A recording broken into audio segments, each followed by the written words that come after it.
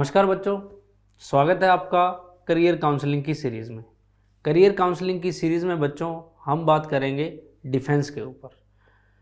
तो बच्चों आज का जो हमारा वीडियो है वो है सीआरपीएफ द्वारा आयोजित की जाने वाली परीक्षा जिसका नाम है असिस्टेंट कमांडेंट एसी।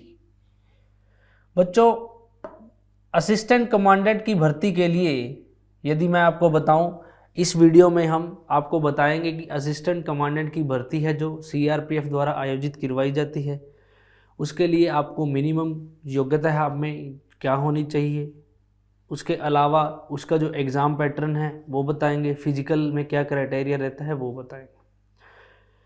बच्चों डिफेंस के ऊपर हमारी जो वीडियो है करियर काउंसलिंग की, उसके अंदर हमने डिफेंस से रिलेटेड जितने भी रिक्रूटमेंट निकलती हैं इंडिया के अंदर, उन्हीं सारी रिक्रूटमेंट को हमने कवर किया है।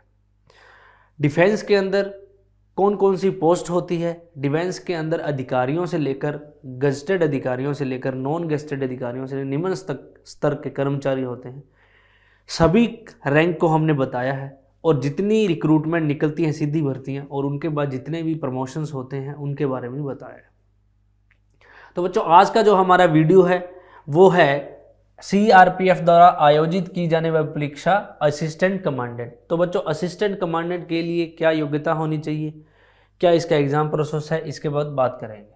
तो बच्चों योग्यता असिस्टेंट कमांडेंट के लिए हमें चाहिए स्नातक, किसी भी स्ट्रीम से आप ग्रेजुएट होने चाहिए बच्चों। अगर बच्चों आप किसी भी स्ट्रीम से ग्रेजुएट नहीं हो तो डिफेंस के अंदर सुनहरा मौका होता है बच्चों स्पोर्ट्स एक्टिविटी वाले बच्चों के लिए। क्योंकि बच्चों आप डिफेंस के अंदर यदि आपके पास स्पोर्ट्स से संबंधित सर्टिफिकेट है, मान लो आपने स्पोर्ट्स में अच्छी प्रतियोगिता स्पोर्ट्स के अंदर आपने अच्छी हासिल की हुई है, तो बच्चों स्पोर्ट्स के अंदर नेशनल या इंटरनेशनल स्तर का आपके पास सर्टिफिकेट है, तो बच्चों उसके आधार पर भी आप एलिजिबल होते हैं इस भर्ती के लिए। और उसके अलावा एनसीसी नेशनल क्रेडिट कोर होता है बच्चों, इसके अंदर यदि आपके पास ग्रेड सी और ग्रेड बी का सर्टिफिकेट है तो भी आप एलिजिबल हैं। और कोई अचीवमेंट, जैसा कि मैंने आपको बताया कि स्पोर्ट्स के अंदर आपको अचीवमेंट है तो आप बन सकते हो। बच्चों इसका एक को एग्जांपल भी देख सकता हूं कि मान लीजिए जो महेंद्र सिंह धोनी है क्रिकेटर हैं, उनको बच्चों स्पोर्ट्स के आधार पर ही भारतीय सेना के अंदर कमांडेंट की पोस्ट पर शामिल किया गया है। उसके बाद बच्चों आयु की बात करें तो आयु की 19 से लेकर 25 वर्ष तक आप जो असिस्टेंट कमांडर की जो पोस्ट है उसके लिए आवेदन कर सकते हैं। ये जो बच्चों आयु है ये जनरल कैटेगरी के बच्चों के लिए है। आरक्षित वर्ग के जो भी कैंडिडेट्स हैं उनको रिलैक्सेशन मिलता है बच्चों, थोड़ा बहुत, जितना भी 5 साल या 10 साल का रिलैक्सेशन मिलता है रिजर्व। लेकिन अनरिजर्व कैटेगरी है, जो जनरल कैटेगरी है, उसको उसके जो अभ्यर्थी हैं वो 19 से लेकर 25 साल तक आवेदन कर सकते हैं। भर्ती प्रक्रिया की अगर बात करें बच्चों तो इसके अंदर शारीरिक मानक परीक्षण होता है पहले। बच्चों किसी भी आप डिफेंस की सर्विस में जाओगे किसी भी पोस्ट के लिए, तो वहाँ पर जो सबसे बड़ा योगदान होता है आपको अंदर एंट्री का, उसमें सबसे बड़ा योगदान होता है फिजिकल का। बच्चों डिफेंस के अंदर जाने के लिए आप फिजिकल रूप से बिल्कुल प्रिपेयर होने चाहिए हो, यानी कि आप फिजिकल रूप से फिट होने चाहिए हो। अगर उसके बाद बच्चों मानक परीक्षण में आगे विस्तार से देखेंगे, इसके अंदर आपकी हाइट और वेट से संबंधित चेक किया जाता है। दक्षता परीक्षण के अंदर बच्चों आपको क्रियात्मक गतिविधियां करवाई जाती हैं, दौड़ वगैरह, लॉन्ग जंप और हाई जंप से संबंधित। लिखित परीक्षा की अगर बात करें बच्चों तो लिखित परीक्षा होती है, उसमें क्या सिलेबस रहता है उस पर विस्तार से बताएंगे। और अंतिम चरण के अंदर मेडिकल टेस्ट और साक्षात्कार होता है बच्चों, यानी कि आपको मेडिकल के लिए बुलाया जाता है और यदि मेडिकल क्लियर होता है तो हैंड टू हैंड आपका इंटरव्यू होता है। और इंटरव्यू में यदि आप सेलेक्ट होते हैं तो अंतिम रूप से आपका चयन होता है। अब बच्चों बात कर लेते हैं कि सीआरपीएफ में असिस्टेंट कमांडेंट की पोस्ट के लिए जो ये भर्ती प्रक्रिया है इसको विस्तार से देख लेते हैं। तो बच्चों यदि हम बात करें शारीरिक मानक परीक्षण और शारीरिक दक्षता परीक्षण की, पीईटी की, तो बच्चों इसके अंदर जो आपकी हाइट है मेल कैंडिडेट की वो है 165 सेंटीमीटर, यानी कि लगभग आप मान के चलो कि 5 फुट और 5 फुट 5 या 6 इंच के इक्वल होता है बच्चों। ये 157 फुट 157 सेंटीमीटर, सॉरी बच्चों 157 सेंटीमीटर होता है। ये होता है 5 फुट 4 इंच के बराबर होता है लगभग। और ये होती है फीमेल के लिए। 81 सेंटीमीटर का बच्चों चेस्ट होती है मेल कैंडिडेट के लिए, और मेल कैंडिडेट वाले के लिए 81 सेंटीमीटर की होती है चेस्ट, और 5 सेंटीमीटर के एक्सपांशन के साथ, यानी कि आप इसको 5 सेंटीमीटर तक जो अपनी चेस्ट है उसको फुला सके। उसके बाद बच्चों दौड़ होती है 100 मीटर की, 100 मीटर की 16 सेकंड का आपको समय मिलता है पुरुष अभ्यर्थियों के लिए, और 100 मीटर की दौड़ होती है 18 सेकंड का आपको समय मिलता है महिला अभ्यर्थियों के लिए बच्चों।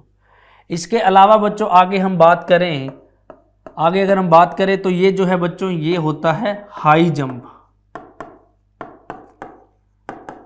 हाई जंप हम देखें बच्चों तो 3.5 फीट होता है मेल कैंडिडेट्स के लिए, और 3 फीट होता है फीमेल कैंडिडेट के लिए। इसके अंदर अपन को हाई जंप कूदना होता है बच्चों।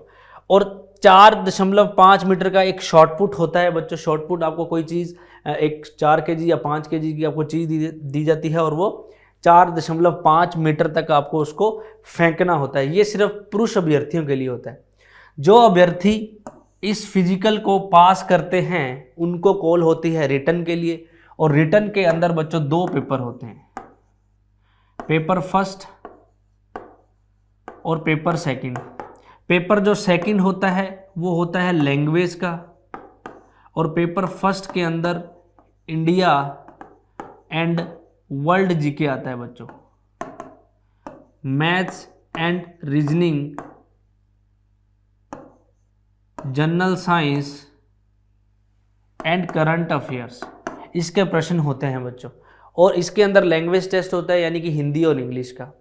इंडिया जीके की अगर बात करें तो Indian history, Indian art and culture, Indian geography से संबंधित प्रश्न आते हैं, और इंडियन पॉलिटी भारत के संविधान से संबंधित प्रश्न आते हैं। वर्ल्ड जीके की अगर बात करें बच्चों तो वर्ल्ड जीके के अंदर जो वर्ल्ड जियोग्राफी है, हिस्ट्री के अंदर बात करें जितनी भी औद्योगिक क्रांतियां हुई हैं, विश्व युद्ध हुए हैं, उनके बारे में पूछा जाता है। मैथ्स और रीजनिंग 10वीं लेवल तक की मैथ्स होती है। अरिथमेटिक और एडवांस दोनों के पोर्शन ही आते हैं। रीजनिंग के अंदर वर्बल और नॉन वर्बल के जितने भी टॉपिक हैं, घड़ी कैलेंडर, उनके प्रश्न आते हैं। जनरल साइंस के अंदर 10th लेवल तक बायोलॉजी, केमिस्ट्री, फिजिक्स आता है, जिसमें बायोलॉजी का वेटेज ज़्यादा रहता है, और करंट अफेयर लगभग 1 साल का पूछा जाता है। पेपर सेकंड के अंदर बच्चों अपन हिंदी और इंग्लिश का पेपर होता है, और जिसमें लैंग्वेज होता है। दोनों ही पेपर बच्चों 100 मार्क्स के होते हैं, और दोनों ही पेपर के लिए 2 घंटे का समय मिलता है। और 200 में से यदि आप कट ऑफ को क्रॉस करते हो तो आपको मेडिकल और इंटरव्यू के लिए कॉल होती है। मेडिकल के अंदर आगे प्रोसेस में, मेडिकल में आपके बॉडी का चेकअप किया जाता है। आपको कोई किसी प्रकार का रोग नहीं हो उसका चेकअप किया जाता है। आपके बॉडी के किसी भी पार्ट में, यानी कि बाहर से कोई भी बॉडी का पार्ट टेढ़ा मेढ़ा नहीं हो, कुछ क्राइटेरिया होते हैं वो चेक किए जाते हैं। इसके अलावा आपको कोई सांस की प्रॉब्लम नहीं है, बीपी और ब्लड शुगर आपका चेक किया जाता है।